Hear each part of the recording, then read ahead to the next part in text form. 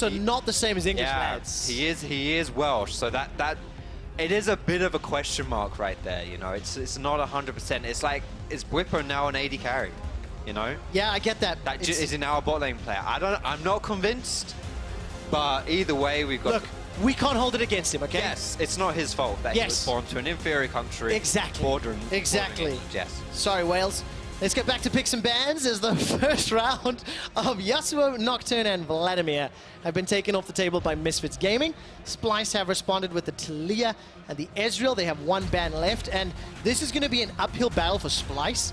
0-2 to 2-0. Last week, Misfits looked phenomenal. Very good, and they looked very good with more traditional team comps. At least in that bot lane, they had those AD carries there, and I was going to say maybe they want to put another ban onto an AD carry because the Draven we saw at Hanson was absolutely phenomenal, and he's very good on that champion, and if he pops off on that, I mean, bloody hell, just get rid of it. If I recall correctly, it was 16-0-18, or it was 18-0-16, but either way, 34 KDA. Yeah. He just smashed, he took over the game, and that's why it's on the ban list. It's not often you see an Ezreal and a Draven banned out on 8.12. And what's great about the ban phase on 8.12, or basically in the summer split so far, is that anything that you pick early on in the draft is essentially a flex pick. Yeah. Even this Camille could be a flex pick into the jungle. It could also be top lane. It could go anywhere, basically. Honestly, it could go literally anywhere. So I would be surprised to see if that is a blind Diana pick. I would not. It's not. Xerxe hovers a Diana every single game. It's his favorite champion in solo queue. Right. And, you know, we'll get used to that. You'll see it a lot. Fair enough. In the same way that Kasing will hover Zillion every single game. He actually has picked it several times. But for me, for Xerxe, I was not impressed with his Nocturne performance last week. He was invisible. He really did not have any impact on the game. There was a couple of paranoias that admittedly the team was very far behind, so he couldn't follow through after starting the ultimate. Yes. So I want to see a better performance from him specifically to try and shore up some of these weaknesses that Splyce have in the early game. I think it's absolutely fair to say that. I mean, Xerxe was really, really good. He set a precedent on himself in that spring split, and he was one of the reasons Splyce was so successful. Yes. And he just hasn't lived up to that so far. So absolutely, we should be keeping eyes on him and seeing what he can do.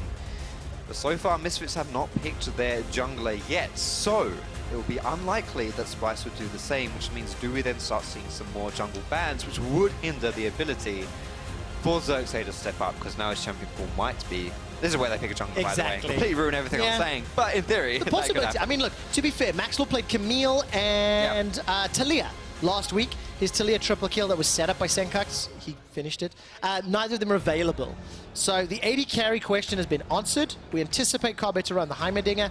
The EU special continues to shine through. I quite like Heimer into Lucian, actually, specifically. Assuming this is a bot lane Lucian, it very well may not be. But if it is, I think it's pretty good, because Lucian, you kind of want to bully the lane phase a little bit. You kind of want to have that successful lane phase and get the advantage coming out of lane, and it's a bit tricky to do that against a Heimerdinger. Heimerdinger is very good at just being an extremely nothing's happening in this lane style of champion. So. A controlling lane champion. He dictates the tempo. Yeah, we're seeing a pipe ban here as well, which saddens me slightly, because I feel this is one of the more fun champions to watch in this patch, but partially why he's fun is because he's quite effective in the right hand, so absolutely deserving of a ban as well. So what other junglers could Maxlore run? His two are off. I know you were talking about that blind bloke during ready check. Yes, Lucian got some buffs. He did. I don't think it's enough yet. I don't think we'll see Lucian's personally. I would not be surprised, honestly, to see a Sejuani coming out in this draft, because we have seen she did get buffed, and she has been played a little bit. Cold played her earlier today. She's been picked up in the LCK as well. So, historically speaking, that champion Sejuani has found its way into the LCS and into professional play. Very useful when she is meta, and now it looks like she might be a bit more meta, and you have your carry sorted in that Lucian, in that Irelia as well. So. I mean, that would give you a really traditional front line, really sort of non-8-12 style draft. Another Juggernaut is in the ban pool. Darius is taken off, so now we're going to get some answers. Camille, is this Odo's or is this Xerxes? Now I think it's Odo's. Xerxes. Yes, I would say it's most likely going to be Xerxes, but at the same time, that could still be like a support Ornn or something like that. Honestly, we've even seen support Camille a little while back as well. Not really expecting that, but in theory, we could also see that one there too. But now we will get that jungle question answered. What will it be from Misfits Gaming? Because there are a lot of different options, honestly, left on the board. Jungle pools aren't too focused down in draft. Obviously, we did see that Talia and Nocturne, but I don't think this will be a funnel Braum, you know. I don't think that's what's going to happen here. Gragas. All right, if you want to... Okay, so the question is then, where does it go? Where do we look at? You've got Braum support, I think it will just be support. Gragas jungle, yeah. Irelia mid. Trundle makes sense as there well. we go, okay, Trundle jungle there. Misfits of draft, honestly, this draft is a lot more standard than what we're used. This is so standard, we're not expecting it, and then we're kind of overthinking it, you know. I think Misfits have run with these more standard team comps. They've stuck Hans Summer on these AD carries. They've had a lot of success with it so far. Why not keep doing it? And Kasing hovering the Zillion like you mentioned standard before, but I don't think we'll be seeing that. I think it is going to be a jungle and Kayn. All right. Ooh, Draco's just got really excited.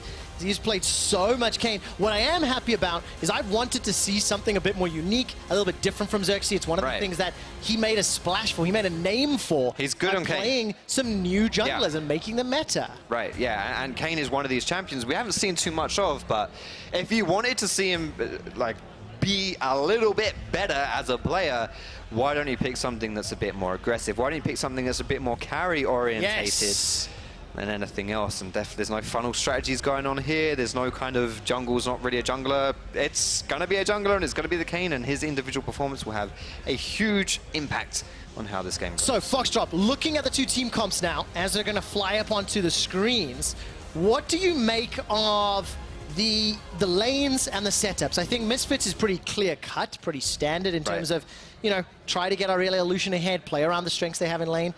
But what about the rest of it? Because we can see now, obviously, Camille has now gone mid into this Irelia, so that's more of a top lane style matchup. And what do you make of the other lanes? I honestly really love the mid lane specifically, like you mentioned, Irelia into Camille. I think that's so fun. Irelia and Camille as their mid lane, and that's such an easy lane to gank from both sides as well. You just show up to that lane, and huge things could happen in that lane. So I'm really looking forward to seeing what we will see specifically in that mid lane. Yes, exactly. I'll keep my eyes on it as we continue to play out. Conqueror on the side of Sencux on his Irelia. And a lot of pressure on Splyce. They do not want to start the split 0-3 for the squad that managed to take third place in Copenhagen, the third and final team that will represent us here in EU LCS for Rift Rivals. 0-3 is roughly 3 more losses and 3 less wins than Splyce would like to have at this stage in this split, if that were to happen. Next level analysis, my friend. That's why I'm here, baby. Next level analysis. Oh dear. All right. Early lane, we've actually seen this a couple of times. Kobbe's just going to use that Evo turret. And that big brain on his skin to scout out that one right there. Is this the Mars Attack skin? Yes. Well, it's the big old brain skin, if that's the Mars Attack skin. I think it is. Have you seen the film? It's a bit before my time, but I think I know what you're talking about. It's a very polite way of saying I'm old, Foxdrop. For anybody that has seen it, that I think was very heavily influential in the 50s alien movies, their language, the right. It is a special one, and for maybe the 20 people on the planet that have seen that movie, shout out to you. My dad is in the audience, and he's probably the only person who knows what you're talking about. So he's clapping, I'm getting a thumbs up. Shout out to Foxdrop's dad for being the only person in the audience that knows the movie. Not to make you feel even more old or anything like that. While we're insulting you, can I say I love being on the casting desk with you, because standing next to Ender makes me feel rather short, but standing next to you makes me feel really happy about my size. Well, let's take a look at what this will do for Kasing and Kobbe. They're going to get in trouble. Take a look at the passive here. Lucian and Braum. This is the very old school duo when Braum was released. The synergy between that Light Slinger passive and the double shots plus Braum passive, it synergizes so well. Get the stuns, get the damage down. I've just realized that that's Kasing on Zori, by the way. That's a Zori support. That hadn't clicked until this moment. You're talking about old school bot lanes. Heimer Zori, were you ever expecting to see that in a professional game? Probably not, but that's what we're seeing today regardless. Although, taking a look at that actually, thinking about the combo, the Sleepy Trouble bubble into some turret damage, and then as that's about to wear off, put a grenade down to stun them. It's a pretty good combo, and it enables some good ganks. Speaking of ganks. All right, Sencux manages to get the stun. Oh, that's not good. You missed the wall, buddy! The Maul can't dodge your skill shot. Here comes Mikyx. He's already flashed forward for the chase. That's a defensive flash from Xerxe. Gonna get run down in Kayn. Takes down a lot of damage, down to 300. But Misfits, they cannot get on top of Splyce yet. Here comes Kasing, landing on the wall shot. Now Maxlore turns the attention around. This is getting chaotic. Mikyx still running for his life. Flash forward, plus the ignite. Maxlore, one loss on two. How did he survive? How did he stay alive? Maxlore walks away. Oh my goodness, what is the start to this game? That was absolutely chaotic. I talked about I was looking forward to seeing the mid lane, but I didn't mean the mid lane with everyone bumming it down and just having a ridiculous time. Almost getting first blood, but not quite. That's the important thing. I am so surprised Maxlore survived. And take a look at his stats from week 1, Foxdrop. Kills plus assists at 15, 8.5. Not He bad. spent roughly half of his time within jungle proximity range of his laners. That's the 47.8, and it's pretty significant plus 2k, roughly gold. Yes, he's had a really good performance, honestly, so far. And it's not just his performance, statistically, the quantifiable stuff we can talk about. It's also the qualifiable aspect of his game. Like we saw in that clip before when he was shot calling that level 1. Maxlore is not only getting it done on the scoreboard, but he's bringing something to his team that's making them all a lot better. Yes, absolutely the case. And Misfits will have to use that skill to try and combat this very unique composition. One of the things I'm definitely seeing, Misfits have got a lot of tankiness on their side. Yeah. With the Ornn, the Mundo, the Trundle, the Braum. But then you look at Kayn, Camille, Heimer, Zoe, they have team fight damage, they have side lane pressure, they have AoE, poke, every form of damage possible, Splyce have got it. Yeah, it's a bit like the quality street of team comps. There's a little bit of everything in there, and maybe there's some things you don't quite like. Here's the thing I've never thought of. I wonder how many people actually know what Quality Street are. Because I think it's a pretty British thing. Oh, okay. It's a pretty British What about swing. heroes? Do you know what I think those it's are? better. I think that might is be that better. Yeah, I think so. So which one is the bounty and what's the Maltesers? That's the question. Well, we'll find out as Nisqy has the help of Xerxe. Xerxe goes forward. That's a great stun from Sencux. Finds the targets. Teleports coming in now from the Misfits side. Xerxe goes down for first blood. It's Sencux that secures it. Nisqy will be donated a double kill to Sencux, who once again is stepping up. And we said he had to have a better performance this week compared to last. And Kayn, you believe it, Xerxe not stepping up, falling down, first blood going over to Misfits. Oh man, unbelievable stuff. Such a Totally good missed my start. pun because you're writing something down. I did, unfortunately. I actually had Stats Team giving me an update in my ear, so I Nice. apologize about missing the joke. That's super great. I love him. Say it again, because I'll give you a fresh ear. I really am not going to repeat a low-level pun on that. Anyway, this one right here, a complete brawl, a complete melee that, oh my goodness. Oh, it's amazing. If you can't just see so good, just absolutely ridiculous. Did you see how that all went? Oh, did you miss it? It was fantastic. Did you see that one specific thing that happened that you'll never see ever again in your life? What, Yeah. you missed it? Oh my Unbelievable. goodness. I mean, I don't know why people blink. Incredible. I don't know how people blink. The information I was being given by the Stats Team, by the way, Zoe's support has only ever been played once, everywhere else, ever. And it was in VCS at the beginning of this year, and it won the game. Oh, okay. Thank you for that update. You did mean So somewhere in, is the VCS the Vietnam League? That's Somewhere in correct. Vietnam, there's a support player saying, don't you ruin my 100% win rate on Zoe support. Well, we'll see if Kasing can keep that up. Splyce after the double kill, after the just fantastic mechanical play. I think every time we've seen Sencux try to land that duet, the stun, he used it in the mid lane, used it in the jungle, he's hit the targets, and that's really just enabled the follow-up for the Misfits squad. And that's what I love about seeing Irelia. Not only is she flashy and exciting to watch, but it feels like she's one of these champions in the meta right now where individual skill is paramount to this champion, and you can see it coming out of, like you say, the stuns and things like that. And that's partially why there is a 30 CS lead in that mid lane from Sencux over on Nisqy. 30 CS lead is monumental. It's pretty blooming big, if I'm going to be tentative in that sense. You can see what it equates to in gold. 1,200 gold up. That's most of Misfits' gold lead. And talking about gold leads, Fox, I've got some more stats for you because you know how much I love them, right? Yeah. Gold difference at 15 from last week was plus 7,000. Kills at 15 minutes, 10. And Misfits spent 80% of their game time in a major lead after their 2 wins last week. That is a very impressive performance. Mikyx's going to survive the poke there. But yeah, Misfits off to another strong start. Yeah, some pretty impressive stats there, and you're seeing why in this game, how they've been able to accrue such incredible stats. And even in the early game right now where, I mean, like you saw that small skirmish in the jungle, they just take little things and they absolutely run with it. And well, the gaze you're seeing on your screen right now, or you were seeing on your screen, Maxlore has been a big reason. Oof, a nice block by Hansam. Look at that, he's not only carrying his team by just being absolutely ridiculous at League of Legends, but he's also blocking out the Zoe Qs as well. What a nice guy. Just really good teamwork. Mikyx seems to be catching all of those bubbles. I think having the unbreakable shield makes it a lot easier, of course. Yeah. Makes him a big target. 4 teleports, by the way, on the side of the Misfits squad. Didn't necessarily call that out just yet. 2 on the side of Splyce. It's Kobbe and Odoamne that have theirs available.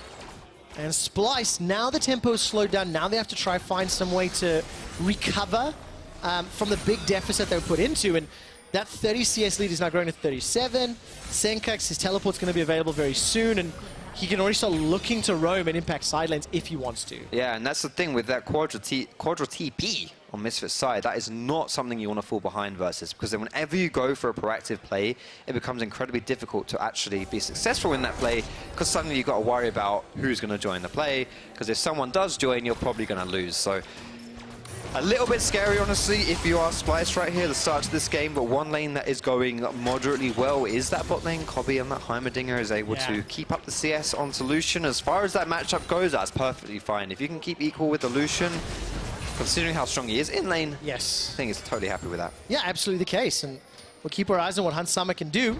There's another fight coming into this mid lane. Xerxe, by the way, has access to his Umbral Trespass. Let's see if he decides to use it. Jumps inside. There's a flash away from Nisqy. He's actually going Misfits territory. Now with Kasing joining the fight, Maxlore's going to go low. Not going to die just yet. Umbral Trespass, not going to be enough to take down Sencux. He manages to get one. Here comes Mikyx. Sencux has a double before he's taken out. Sencux, you beauty! Closing that out. But that's still a 2v2, and if you are behind, you will absolutely take that. So Splyce are happy with that one. Huge props to Kasing for making that proactive roam there to enable Splyce to go for that play. And the culling coming out from Hansama in that bot lane. But that was a really sexy play, and Nisqy specifically, he wanted something like that. He was in a really rough spot, and as we're going to see here, it all starts with a pretty standard play, but look at Kasing roaming through from that bot lane already as this play starts. So what looks like a bit of an awkward play or a 2v2 that Splyce will not win is not a 2v2 for very long. And look how many flashes Kasing does here, just like in melee range, just to get his like passive W thingy off. Like, he does so many flashes just to try and get that extra damage. And in the end, a 2v2. But like I say, if you're behind and you can get a 2v2, you'll absolutely take it. The Spell Thief for the passive more sparkles and that sort of like Foxfire style attack. Exactly. Managed to work out. But yeah, it's the roaming that really helped impact. So it is 1 kill to Nisqy, 1 kill to Kasing. As you mentioned, Foxdrop, a little bit of an advantage, a little bit of something back for Splyce. As the Rift Scuttle has picked up, some fans really enthusiastic. I wish my teammates were as enthusiastic about helping me get Scuttle as these fans. The thing I'm trying to figure out, I can't tell if they were Splyce fans cheering, Misfits fans cheering the Scuttle, or they just hate the Scuttle Crab. That's one direction. We'll find out. As they're yelling both, actually. Thank you for the feedback, guys. That's awesome. All right, Xerxe, keeping an eye on him now. He's going to look, get himself towards that Rast. What do you think of Kayn? Kayn, we're 10 minutes in. I'm sure you played him. What do you make of Kayn as a champion? Just as a chat, I think Kayn's one of these guys who he's very good at farming, and I like if you go blue Kayn because you just run around and delete people. That's not what we're going to see this game because this is not a Sonic game. But in theory, he's quite a versatile champion, and one of these champions where if you can get a significant lead on him in the early game, or not even significant, sorry, a slight lead, you can turn it into something a bit more significant, and you just build that kind of War Enchant, Black Cleaver, and then it gives you a decent amount of damage, but also with the healing you get up through from the Red Kayn regen as well, you're actually a lot harder to kill than people think. So a very good kind of Bruiser-esque option that offers decent utility as well, and with some more individual impact going down than picking someone like Sejuani or these kind of boring champs. Yeah, that makes sense. I really like that you call them boring champs as well, because I like less interesting. Less interesting. By the way, talking about that, we're about 12 minutes into the game, and Foxdrop, we have completely underserved the Welshman. After you ragged on Wales for a long time at the beginning It's in of the my game. blood. I have Welsh cousins, I'm allowed to. Alphari, my mum's Welsh. Alphari and Odoamne have been trading blows. They're even on CS. It's just that tank fight, the wet noodle fight. We need to see them teleporting in to join fights. Well, Alphari's is on cooldown, so Odo's got a small advantage here, which I think is why he went back to base. But as they start to get involved, who would you like to see move first and why? I always feel like Ornn is better to move out than Mundo is because you do have that ram jam that you can cool down. And it's so good in these team fights. And I think, honestly, part of the reason why Alphari has used his teleport more of a... I don't want to say selfish because it's not, it's not that, it's a bit harsh to say that, but the fact that there are 4 TPs on his team means that he can probably be a bit more lenient with how he uses his TP, because he's not the sole equipped member. That's a really reverse way of saying I get the point you're saying. With TP. You can be, you don't have to be as strict with teleport when so many people can teleport, and when your most fed members at 4 and 1. Plus, it's a Cloud Dragon. Like, the most likely use of your TP will be into that bot side if you're a top laner, and do you really care that much about this Cloud Dragon? Honestly, probably not. Well, listen, I'm going to bring us back to the Odoamne point you talked about a little while ago, because, I'm a fan of what Odo has done, and what is that picture? Look, I'm a fan of Shad myself, right? And I couldn't get Shad onto the stream, so I wanted to talk about the struggles that some of the old dogs on Splyce have. Odo lost a Euphoria bet, had to dress up as a dog, and you can see how Splyce are struggling as a team. They're behind in gold, they give up more towers than they secure, they're not playing this meta particularly well. And I was just wondering what your thoughts were on this, old dogs and new. Well, as far as, the old dog here, Shad is probably older than some of the LCS players. He's almost 19. Actually, that's true. So that's he probably is older than a lot of the LCS players. I don't know how old Odo is, but either way, old dogs and new tricks. I don't think Odo's past his prime in that sense. I think that, honestly, he was a proper standout player when he was on H2K. I think him and Vizicachi were kind of these EU tops that people were just really, really good. But Vizzy had a really weak performance earlier today, and Odo has not had a great one so far in the summer split. But I don't think that's really him. I think that's probably more his team. And well, look, Alphari, by the way, is taking a lot of damage from this old dog top laner. Yes. He's got the sadism ticking away. Sleepy Trouble Bubble is dodged away from, and Alphari just regens all of the damage.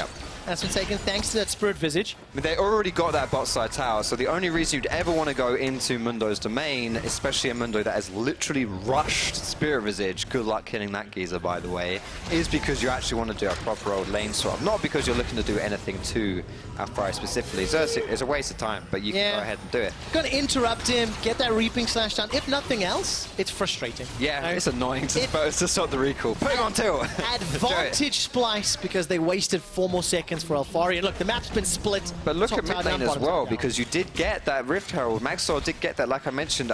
You don't really care about the Cloud Dragon, and Maxlore had the perfect response by, okay, you get Cloud, I'll get Herald. And it's basically that trading a tower for the Cloud Dragon, which I think most teams will be happy with, especially since it's that first mid tower. So they just went down mid lane, and in the end that was like 2 towers for 2. The outer towers for Splyce, and then 1 mid tower and 1 bot lane tower as well for Misfits. And honestly, that's a good trade for Misfits. The thing is, this is actually a good start for Splyce as well. Not only are they trading objectives, they're pretty much even. It's 1,000 gold at 16 minutes, which is not that sizable. Also, Misfits, we looked at the stats earlier. Their gold difference at 15 from last week was plus 7,000 gold. So this is a significantly slower early game, despite the fact that Irelia got pretty fed pretty early on. Yeah. And that's a good sign for Splyce as well, but it's a very unique team composition going into the mid game. So now we get to see a traditional team comp, old school meta versus new meta, and who's going to perform better. Yeah, talking of old school, if we do think back on Misfits, their performance that they've had out of the early summer split was a bit more reminiscent of the team we saw at Worlds last year. They've been quite soul-crushing in the first few games, I would say, for the teams they played against. I think they probably wish they were slightly more soul-crushing, but in a different way at Worlds, considering they were playing the Koreans. Couldn't quite crush that soul down as much as they wanted to. Oh, Kobbe! He stepped way too far forward. Misfits are just waiting in the wings. Hansama gets his first kill of the fight there, Foxdrop, and here comes Odoamne! Call of the Forge God comes down, but there's simply no damage to follow up. Odoamne, he gets taken down, donated to the Misfits kill count. plus 2,000 gold for Misfits, and they're on the inner turret. We were talking about those poor stats from Odoamne. I mean, if you get players like that where you don't really have a team, is that really Odoamne, or is that the fact that Splyce are not able to fight the Misfits squad? But either way, a bit of miscommunication. Odoamne, I mean, if your team isn't able to go for that play, someone has to say to him, mate, don't teleport into the middle of the enemy team. We ain't fighting this one. And it's exactly what he does. He goes down, and another tower in the pocket of Misfits. Yeah, really nicely done. Take a look at Kobbe and Kasing. Step forward into Mikyx and Maxlore. That is not a juicy M&M combo that you want to be going for. It absolutely is nothing of the sort, Trevor. You do not want to be walking anywhere near anything of this, and Kobbe just goes down straight away. And from that, you can pretty much just say what's going to happen for the rest of the fight. I mean, you can't win in a situation when you're behind as a team, when you've also lost one of your team members. Not going to happen, not going to end too well if you're Splyce. But if you're Misfits, hey, we'll take that absolutely any day of the week. Exactly. Gets Hansama on the board, gets another assist for Sencux. Maxwell, by the way, still 100% kill participation. Yeah. Really has been the tip of the spear for Misfits this split. Absolutely. I mean, he's been proper solid, like we mentioned before, and not just in the way that he does these physical plays that we can watch, but we can't hear his comms, but I'm pretty sure he's, from what we have seen, and I am looking over him right now, and he's gabbering away over there as well. He doesn't shut up. He keeps telling his team what to do, and that in itself is an invaluable skill, and the fact that you can get such a high-performing teammate like that in both realms is really beneficial. And you know what I've learned? You know, you talked about the fact Maxwell doesn't shut up. You know, neither do you, neither do Medic. You English blokes just gabba, non-stop. That's why you brought me here. So is that a complaint or what? Because no, I'm just making sure you're self-aware enough to I'm absolutely self-aware, mate. I put it in my bio, and I said it at the beginning when we came in. I'm here to have fun and chat. There we go. Something that begins with S and ends in hits. And for the Star Wars fans, chat banter pudu is how we do that. Another one before your time, apparently. I won't make you feel older than I already have today, Trevor, mate. So I'm going to nod and say, like, that's exactly what I was thinking, buddy. Cheers. Thank you, Foxdrop. Listen, it's 20 minutes in. Misfits, their gold lead is now 3,000. The vision is being set up around Baron. And with the Blade of the Rune King, with Sencux, with Trundle, I'm wondering if they fancy themselves a shot at an early Baron. I mean, I would say absolutely, considering the Baron has been significantly nerfed and it is a lot easier to go for. And we've seen so many of these early Barons, the 21-minute Baron being that special one that we've seen so much in the EU LCS. And when you're this far ahead, 4K gold may not seem like much, but Misfits is a team that you give an inch and they take a mile. So we absolutely could see Baron on the cards soon, and they're prepping vision for it, which could be a tell to what they're looking to do. Yeah, it definitely feels that way. Of course, Call of the Forge Guard will go up a significant amount of value once we get into that pit. I'm looking at gold to spend. 1,000 for Maxlore, 1,500 for Sencux, around 1.8 or so for Hansama. So a lot of money in the pockets to complete. It'll be a Black Cleaver for Hansama completed, and I think once they've spent that gold, that's when you set up again to fight. And this is a bit problematic though for Xerxe. If you're behind and you're going for this more aggressive build, when he's got the components for his Black Cleaver, but it's not quite complete. Playing behind when you are a tank champion is one thing. Playing behind when you've got much more offensive stats in that Warrior Enchant and soon to be Black Cleaver is another thing, and it's pretty blooming hard to do. So we'll see whether or not Xerxe is able to have the impact that he's wanting to have as this game goes on. But it's going to be a bit tricky for him. Yeah, no doubt about that. Misfits continue to play the vision game, and setting themselves up as really one of the best performing teams in the opening weeks. I think only G2 have looked sort of as dominant, albeit maybe even less so than what Misfits have shown in 3 days of competition. They've looked ridiculously different, though. That's what's really interesting. What I'm really loving about this summer split so far is G2 have done a lot of that. I don't want to call it funneling comp, because I don't want to use the word fun when I say it, so I'm going to call it the noodling comp. Let's get rid of the fun part of it, because it certainly ain't fun to watch. But they've done that really well, but Misfits have done nothing of the sort. They've played a completely different style, honestly an old style, like a spring split style to a certain extent. So when these two teams play, the G2 Misfits, by the way, that is going to be a high-paced game to watch. Very, very exciting stuff. A few weeks away, though. Yeah. Maybe a little bit of time, I think. The script has been written. It has indeed. Although my version of the script, can I just complain about it, is wrong because my predictions have been pretty off. So whatever version I got sent is rubbish. Well, we sent that way intentionally. We wanted you to read the incorrect one. You know, so we could have you on the show. I've still got a lodge a complaint with that and the fact there's no kettle in the hotel. Hit us up on support. We have a great support team. You do have a great support. If you draw a picture, they'll get you some RP. We've been in this little bit of a stalemate as Misfits are just content. They've got 4 towers down. They're pushing Splyce further and further back, buying time to set up a fight. And Nisqy's going to use that hook shot to get over the wall. But it really just feels like the tension is building around Baron. And when Misfits decide to go for it, that's really when the next passage of play is going to work out. And you can see all the vision that was set up earlier. It's allowing Misfits to just kind of play a little bit on the edge, play into Splyce's hands, and Splyce don't have a great answer without Ornn. It's Ornn's engage. That is going to be the tool that can unlock team fights. Absolutely, and that's the thing is when you fall behind, you can't really play your style of game.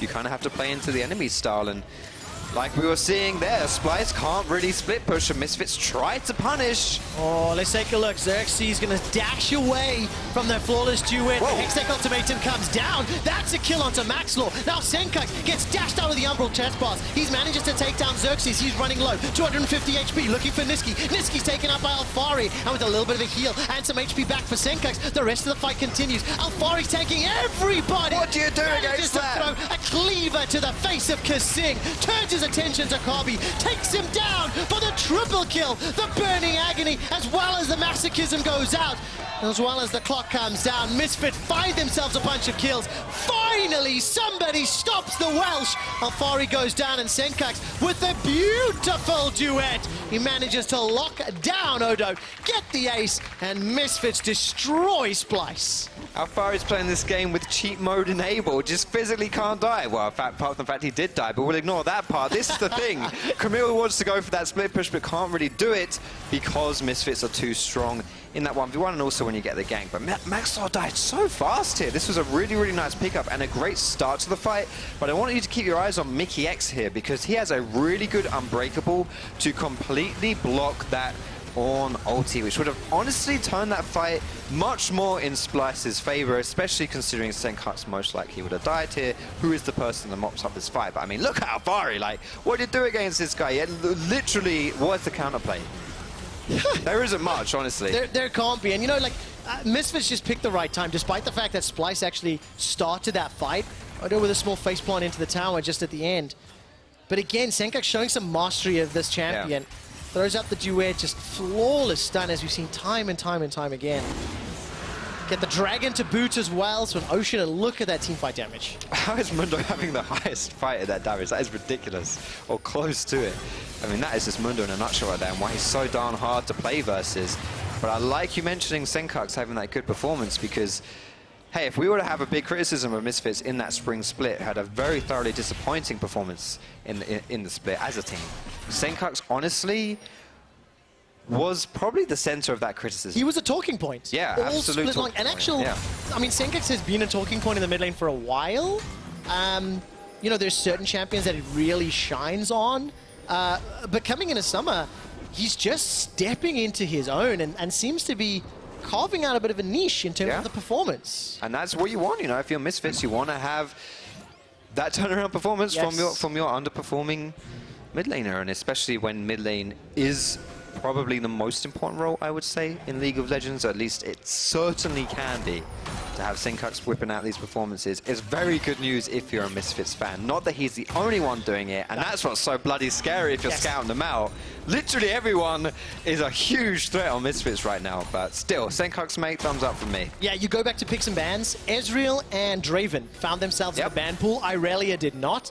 Irelia has been let through several times today, in fact. I remember Vedius talking about how he felt we've seen it a lot, and maybe the teams feel there's counters to Irelia. Maybe Camille was the I'd love that they could. I'd love for them to show us that one day. There we go. Whatever their counters they think they are, but yeah, I mean, obviously teams when they go into the draft have certain ideas of what they want to do, and we can sit here and nitpick and say, oh, that's so silly, what are you doing that for? But they have an idea. They're way better at drafting than we are, else they wouldn't be doing it. And exactly. They must have an idea. They haven't been able to execute it, but it's not just the draft. And also, here is Baron, though. It's going to take us back to the teams. Foxdrop, we talked about Splyce as a team being weaker in the early game. We talked about maybe the play style not adapting to the meta. Right. And we're in a scenario where it seems to be coming true again. Right, Baron is down to 6k HP.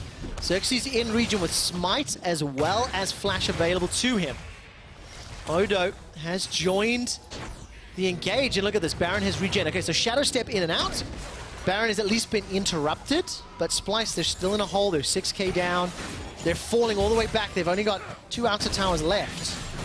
But it feels like it's a slow strangulation of Splyce off the game. Yeah, and sometimes that's how you have to play the game, because you can't just full-on force things. You can't just absolutely just push it into the enemy team, because sometimes games are a bit slow in that sense. And sometimes, honestly, in this situation specifically, for example, if Misfits went for that play, then they would struggle. You know, they would go for the Baron, and if Splyce came in, that would be bad news for them. So Misfits are instead playing it a bit more patiently, not letting that happen, not giving the mistake over to Splyce, because that would be the easiest way to lose this game. Yeah, the Scuttle Crab is a really good pickup for Splyce, just to give a little bit more information, just a little bit more time. Managed to stall things out. Now, let's talk late game. Foxdrop, I'm going to ask you to put your EU LCS Colorcaster hat on. Look into your crystal ball. Yeah, I don't know where this is going to go either, but I'm going to try it anyway, mate. I'm waiting. What do you think of Splyce's late game? That's a good question, Trevor. Can I phone a friend? Later you can. Okay, but like read it out with me. I mean, yeah, no, so like Camille, I like Ornn. Yeah, no, I think the problem I have is I don't think that versus Quadra TP it's going to play out the way they want it to play out. I think that Camille is effective in this game. Especially, I mean, you're talking about late game. Let's assume that it gets so late that the teams are absolutely equal. There is definitely something that can happen here if Splyce play their cards correctly, but it's so difficult, for example, for Odoamne to have that team fight against the Unbreakable of Braum. It's very difficult for Camille. Oh, okay, Kasing's dead. Well, didn't quite see how that was set up, but Kasing got cold. Yes. It was that simple. That's just sometimes how it goes. And of course, after that, you know what's going to happen now? Le Baron is the objective. All right, let's take a look. It's 5v4. Call of the Forge God is available. Teleport's coming in for Kobbe to the mid lane. So there is a potential for something magical, but Foxdrop, it's going to need to be magic. Absolute magic, but we've seen it once already today on the LCS. Can we see it again? I've seen it a couple times, I think. Gilius and Cold with Baron steals earlier. Yeah. Xerxe's going to jump away, gets caught by the Vanguard's Edge as well as the Duet, gets caught as well by Mickey's Glacial Fissure. Xerxe's been pushed away from the pit, but Odo and Kobbe have not. Call of the Forge God is summoned and is cancelled. Mikyx caught it. Sencux goes golden, a dash over the pit for Hunsummer. He flashes to safety. Nisqy's trying to run him down with a tactical sweep to the face and a precision protocol. He takes him down. Maxlore gets a chomp in reply. 3,000 HP on Baron. Xerxe with flash, with smite, and Splyce end the fight.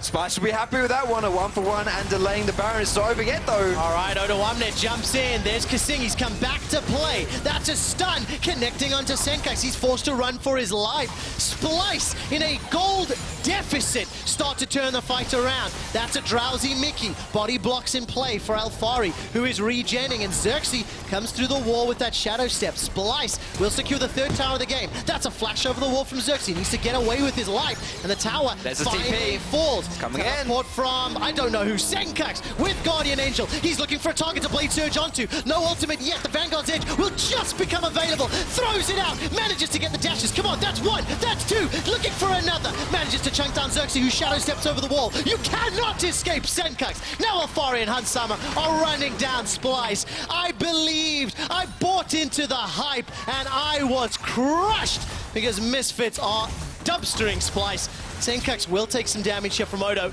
And while Nisqy's come to play, hook shot onto the wall. I didn't know if he had the range. Manages to pop the Guardian Angel. Now Misfits need to complete a teleport from Nisqy. Mickey, the fight has been going so long. Glacial Fissure has come off cooldown, and it has been used. Foxdrop, you will get a turn to talk. And not right now. Odoamne and Nisqy, now they're jumping onto Mickey. He's locked inside the baby cage, and he's sent packing. 4 members of Misfit are inside the pit, looking to secure Baron, and they do. Now Odo's the target. He's set ablaze by the ardent dash of Hunsummer, trying to run him down. Nisqy's caught off from the rest of the team. A dash forward into the Light Slinger, plus the Piercing Light. Just enough damage to take down Odoamne. And Nisqy finds himself on the wrong side of the rift. He's trying to complete the teleport. And the man that Nisqy was chasing to start the play was Sencux. And Sencux is making his way up. Will he be able to get the final kill? It looks like Hansam will have nothing to say about it. Instead, Sencux gets it. Eventually, the fight ends. Somebody get me an oxygen tank. So who's the MVP of that fight? Would you say it's Hansam, Sencux, or your lungs, QuickShot? My lungs, buddy. But here's a much more impressive challenge. Yeah. Analyze that, Oh my buddy. goodness. Well, this is the problem of playing versus so many TPs. Even when Splyce get the advantage, and it looks like good things are happening for them, they get flanked by Sencux on the TP, then Hansam on the TP, and later on we'll see Mikyx as well joining the fray. But Sencux, the individual performance of this guy, we've seen it, we talked about it. He did really well setting up those stuns, really well setting up his ultimate as well. And to be honest, all I was hoping for when I was watching this play was someone on Misfits call them to take the bloody Baron. And as this is happening in the top side, that's exactly what's going down in that Baron pit. And thank goodness, this brawl that was happening was fun to watch. But if we want this game to, if Misfits want this game to come to a close at some point today, they're going to have to take that Baron. They got the Baron, and now we will see what they can do with it. We're going to find out. I actually think the tiredness was delayed. It didn't quite hit me until after the fight. But Misfits... Exactly. It's the Mundo ulti. The Baron in a couple of lanes. Alphari now the only one to teleport available. And here's Sencux. Now Vanguard's Edge is available. And look, the support coming from the rest of the squad. Just south of their position. And Splyce, they're in an even bigger hole. 10k gold down. Baron empowered. Minions in multiple lanes. And it just looks like Misfits have got all the tools they need to finish this out. Absolutely. Up until that Baron went down, I felt like Splyce were playing it pretty well, honestly, to keep Misfits from taking it away and keep themselves in this game. But at this point here, when you're staring down the barrel of a Baron, well, I can't say banner anymore, that's gone, but a Baron cannon, it's going to be tricky, but there's no Braum to stop the ulti this time. No, there's not. 4-on-2, and this will be a dead Sencux. This is a misplay from Misfits. However, can they turn it around? Here's the support for Misfits. They're making their way in. Even in a numbers deficit, the gold lead helps them out. With the kill onto Odoamne, trading it for Sencux. That's a 1-for-1. Baron-empowered minions will help them out, taking down the tower, and Splyce without Odo's Ornn. They're in trouble defending their base. It's going to be tricky, and this is, even though this was a good setup from Splyce, you get that early kill onto Sencux, it's, at this point, it's so difficult to punish Misfits, because even when you can get good things happening, it doesn't really work out, and it doesn't translate to anything, and like you say, they do lose Odoamne here, and because he is their primary engage, how do you now break this siege? It becomes incredibly difficult. Yeah, it really does, and there's just this... They're too far ahead. Yeah. Misfits have just got this gigantic lead. They're playing really well together as a team. They've got 2 inhibitors down, and they're going to get away, so that's a very good Baron power play. Not too bad at all, considering this game was looking kind of stalemate-y-ish. Yes. It was a 4k gold lead when Misfits first went for that Baron play, and this is the play that happened in the top side once again, where Sencux and Alphari, they're going for this kind of split play, but Splyce call their bluff and actually engage on the fight. And even though Sencux has played very well this game, you can't win a 2v4. It's really not going to happen, but you're so far behind that this fight takes so long. It's really easy for Misfits to get back into this one, and the implications of this team fight, like I mentioned before, if you lose your engage, it's hard to break a siege as the game goes on, and Sencux, Misfits losing 1 carry isn't a huge deal when you've still got Hansam, and dare I say, you've got Alphari on Mundo as well. Yeah, I mean, got everything. Thornmail, Warmogs, Spirit Visage, Sunfire Cape.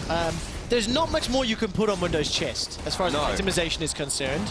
Yes, he's pretty happy. He's pretty happy in that spot, just honestly. for interest's sake, 4,371 hit points, 236 armor, and a measly 133 magic resist. I think he's letting the side down.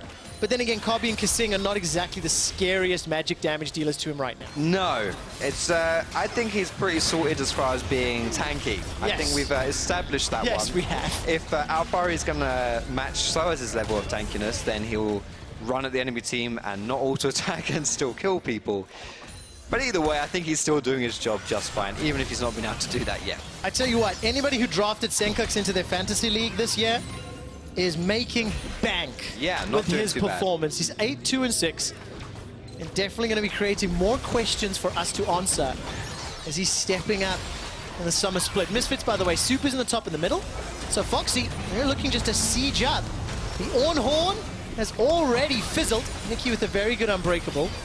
One of the reasons that you really like Braum into this pick, and yeah, the siege continues. You have, honestly, you can't play Ornn into Braum really in a situation like this. It's so difficult. We've seen that multiple times this game, where the Braum unbreakable stops that Ornn. It's so difficult, and here we go. Misfits are going for the end here. All right, take a look at this. Odo actually eats a half to three-quarter channel culling.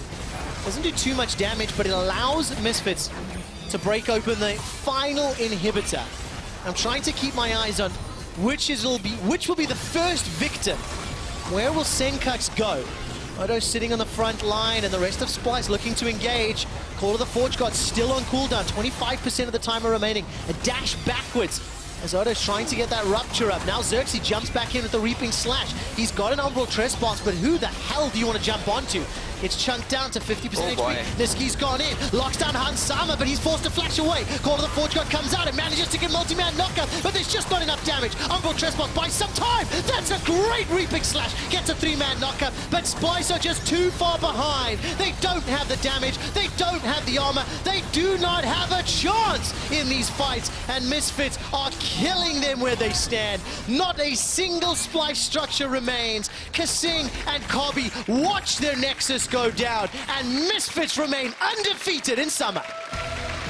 Not a bad team fight effort from Splyce at the end there, but when you're that far behind, it's ridiculously hard to get anything out of any form of team fight. And Misfits, holy moly, these guys are looking like the real deal, Trevor. Yes, absolutely the case. And like, you see that final fight, it actually leaves me with a bitter taste in my mouth, because I go, I wish I had seen that fight 20 minutes ago. Yeah. Before the Baron, before the stall. But it didn't happen, and Misfits continue their incredibly impressive run, and I'm going to go out there with a bold statement that they are the best-looking team in Europe in the 3 games that I've seen thus far. I think that that's a pretty fair statement. The only one that could challenge them, really, in my opinion, has to be G2. But I think Misfits have played really well, and yeah, get a bit of a bro hug for the British boys over there at the end. I really like seeing the sportsmanship, of course. Yeah. Seeing Sencux and Kobbe starting it and then carrying on down the line, but like you said, G2 and Misfits, the 2 most impressive looking teams across the games that they have played. Yeah. And the limited number that we've seen. But I also do want to give a little bit of commiserations and positivity over to Splyce. Even though they're a 0-3 team right now, it feels like they've been a little bit boned by the schedule. They played G2 Misfits, and their other game was against... spot here, Trevor? I can't remember off the top of my head. I have to double check. How could you it's shocking. How could you not remember that? Because I totally do remember that, and I'm hiding the answer from you just to make you feel silly, and not because I also forgot. Well, Splyce lost to G2 Vitality and now Misfits. So that's arguably the 3 best teams in the LCS right now. So yeah, the fact that they're 0-3 might seem terrible on paper, and it's probably not great, but they are a victim of the schedule, so still could be some good things to come. And there's time to bounce back, right? Absolutely. 18 games is what teams play in the season, and if everybody remembers how crazy our spring split was, it came down to the very last day of games before people were locked in. So it is a long split, but taking a look at the stage right now, Maxlore and the Moose, Hussein Moosvi having a chat with the team, and it's just a great performance. It feels like everything is clicking, and it feels like Misfits have just got a recipe that works. And in the off-season in between spring and summer, there's a lot of people calling for some heads. I was surprised nothing changed, and now I'm sitting with my foot in my mouth. Are you? You're standing, and there's no foot in your mouth. Yeah, it won't get there. We actually have a replay, the little bit of a stutter there. Misfits getting the ace eventually. Right. Do you remember at which point in the fight this was? Eventually is actually the pure word for this entire game, really. A lot of things did happen eventually. And this was the one where Maxlore dies really blooming fast, and we're thinking, oh, okay, all right then, Splyce, let's see what you got. But then obviously things happened the way they always happen in this game, and here comes Misfits able to turn this fight around. And this really was the big turn point of this one, where this is where we established that Alphari essentially couldn't die.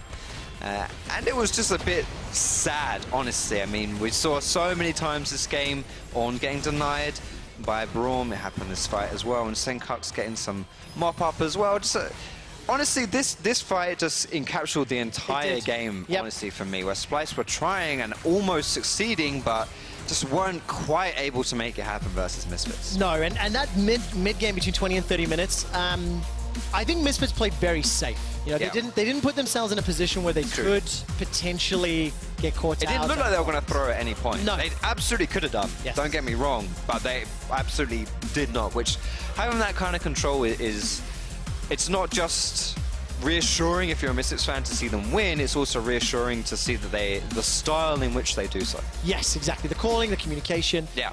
Absolutely fantastic. So Misfits 3-0. They sit at the top of the table alongside G2 eSports. And for you guys at home, remember to give us your pick for player of the game. Head over to Twitter at LOL Esports. You can choose between Alphari, Sencux, or Hans Wait, Summer. where's your lungs? Are they not in this? It's really It should be in there. It has to be a fair fight, all right? I'm giving the boys a chance. Yeah, they will win hands down. I'm giving the boys a chance. I won't cut you off this time. So who would you vote for? Alphari, not your lungs. Sencux, Hans Summer? If I can't vote for lungs. I would say, honestly, I'm going to give it to Alphari. Alphari, Out of those three, I think Alphari gets it. That is very, very fair. While you guys are heading over to Twitter to vote, just an update. That post-game lobby will be coming in just a few minutes. This geezer will be heading over to join Dracos, and Maxlore will be joining as well for some good old British bants. But before that, I need to buy you some time to change sets. Let's head over to talk to Pyra, who's sitting by with Sencux and Hans Summer. Thank you very much, gentlemen. I am joined by Sencux and, of course, by Mikyx. You guys have started off with 3-0, undefeated so far in the summer split. And it seems so different than what happened in spring when you were splitting week to week. Sencux, what's changed from the spring split? Honestly, I don't think that much has changed. I mean, the meta has changed a lot, and that makes us like a bit easier for us to close out the games, because even in spring, we will get ahead every single game. I mean, I don't know, I think we play a lot better on stage than we did the last split compared to our scrim results, and I think it's really showing, even though today's game wasn't as good as some of the others. That's fair enough. Now, Mickey, over to you. Like, just to elaborate a little bit on what Sencux is saying, what kind of things have you guys like worked on in between the split that's led to these results you've seen so far? We've been like mostly working on consistency and comms. Especially like for me, my combos were really bad last split, so I'm trying to work on that for this split, and I think it's been getting better, but there's still a long way to go. Well, there's always something to improve on, and like you were saying, Sencux, there was definitely still some mistakes you had noticed yourself in this game. What in particular weren't you satisfied about? I mean, I'm not going to go into too much detail, just the pace of the game should have been a bit faster, in my opinion, in terms of what happened early on, because it was a bit of a fiesta around the mid lane for a long while, and I was getting really fed, but we didn't really use the lead in the completely right way. So. Fair enough. When things stall out, it can be a little bit frustrating. How do you guys kind of course correct and realize, no, we need to be like forcing fights, we need to be forcing objectives right now? How do you flip that switch when it seems like you're kind of just back and forthing with no one getting an objective? I mean, in the moment on stage, it's usually a bit harder, but I would say it just comes down to like experience and knowledge about the game. Like sometimes you have to be wait a bit, and other times you just have to pull the trigger.